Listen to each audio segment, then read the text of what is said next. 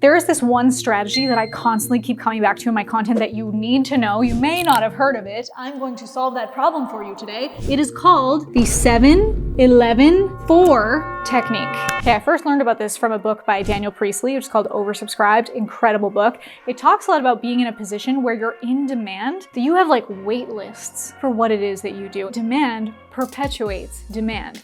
And by being able to say, hey, yeah, I'd love to work with you, but you can put down a deposit and you can get started in November. Definitely creates this air of sophistication and professionalism in the sense that they must be really good. And if you're gonna do that, make sure it's only accurate. That if you have a limit in your business where you're like, I can only onboard 10 clients a month, onboard that 10 so that you give them the best quality service, because then people will continue to spread the word about you. That referral will get people to come in for future months where they can pay a deposit. In the book, he talks about this strategy that he didn't actually create it, but it was studied by Google. And for the 7-11-4 strategy, for someone in their mind to go from acquaintance to friend, they have to spend 7 hours, 11 interactions, and in 4 different locations to go in their mind from acquaintance to friend. So if you think about this has been around for a very long time in very different mediums. But consider the people that you've met. If you met them at a cocktail party or an event, they're an acquaintance. But then the more time that you spend with them, different interactions, which those interactions can be,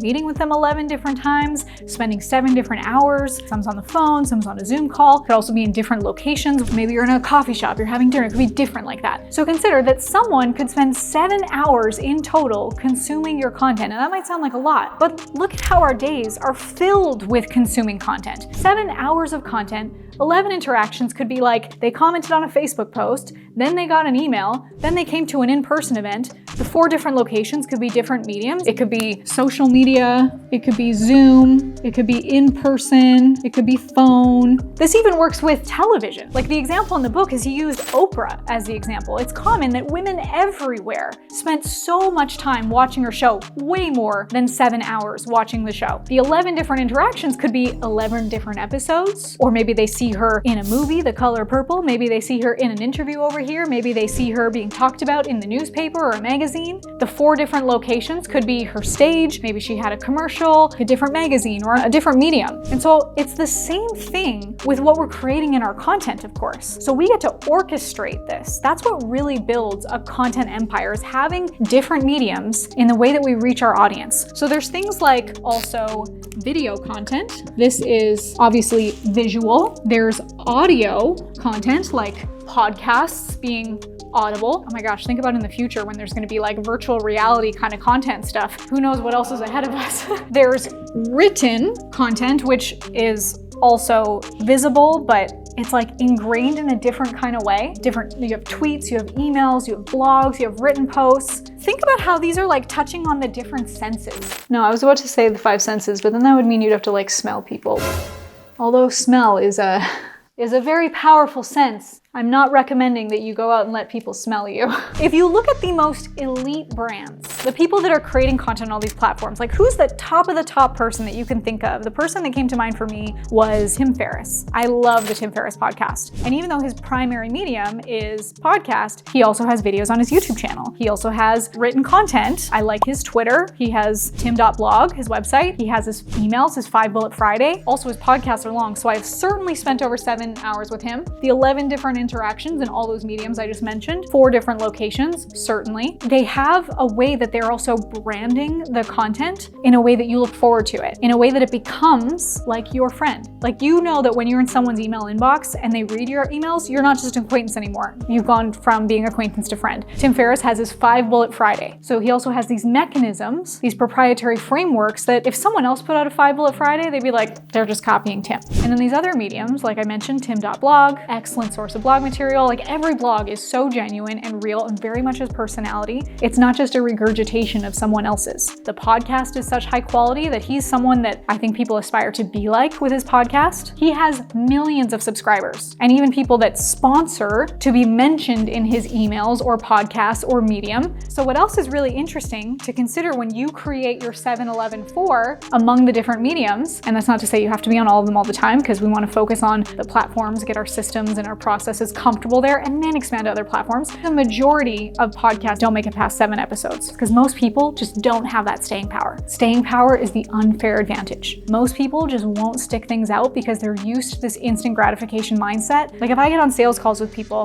and this is obviously a reasonable question, but they say, how fast can I see results from this? Or what results can I expect? Sometimes if they're pushing for like, how fast is it gonna take? How fast are you gonna see a result? You're asking the wrong question. Because when it comes to content, although there are strategies that can work quickly, content is also something that's not a one and done. Like relationships, you don't just meet someone once and you're like, we're gonna get married. Maybe some people, but I don't know if that's actually good sustainably long term. It's not an instant gratification mindset. It's not putting money into ads and expecting $1 in, $2 out. We want to create a community of people that they will do whatever it takes. And it's not a matter of if it will happen, it's a matter of if you will keep at it until it does. If you want to talk about the average result is 0 because most people don't do anything. Most people talk for years saying that they want to start a YouTube channel or they want to start a podcast or they want to start a business, but they don't actually do the work. It's just a lot of talk. So just something to consider is creating your 7-11-4 among the different mediums here. And then consider how people are consuming the content, the intimacy that they'll receive from that. And when someone listens to your podcast, your voice is in their head. When they're watching your video, whether it's on their device, on their computer, on their televisions now, what's more intimate than you being right next to someone during their day-to-day, propping up their phones while they're brushing their teeth in the morning or getting dressed? People can read your content while they're on the go, while they're on the bus, on the train. You can take that visual story and show up in their imagination. Think about how it's affecting their synapses, like the firing in their brains. And then when you also add in your own frameworks, your own proprietary mechanisms and branding, the way that you have your own internal languaging among your audience, this is what gets people to bond to you. You're creating a content empire based on what is just so uniquely you.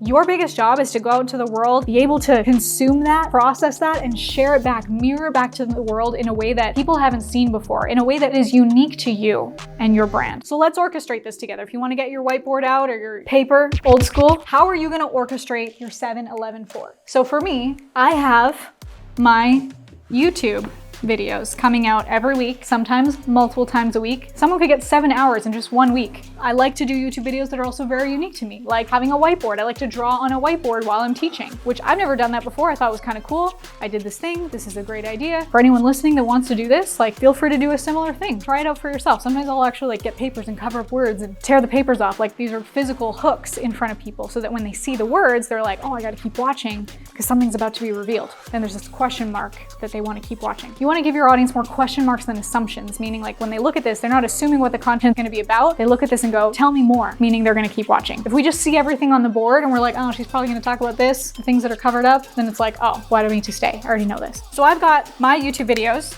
I also have my podcast. People can watch my YouTube videos. They can also watch or listen to my podcast, my new podcast, The Rare Things with Steve Larsen. I'll link that below. Go check it out. You can create long form or short form YouTube videos or podcasts. Our podcasts are going to be anywhere from like 20 minutes to maybe an hour. I mean, people can already consume podcasts while they're on the go, while they're driving. You can hit your 7-hour quota so quickly and then make different interactions available to your audience. You know, you have your emails, you have text campaigns. We actually have this thing, if you go to disruptivecontentsystem.com, we have a thing where we send 30 days of texts. We give them a new disruptive content tip every single day. So that's a way that I'm interacting with them every day for 30 days and in a different location. We have flying events in Dallas every couple months. So that's another way for someone to interact with our brand. And of course, if someone goes to an event one day, as you know, 7 or 8 hours is in one day. We hit the quota right there. Once you orchestrate your 7-11-4, you're going to need to know how to take that traffic and drive it to a funnel that converts. So I have another whiteboard video that I'll link below. Check that out.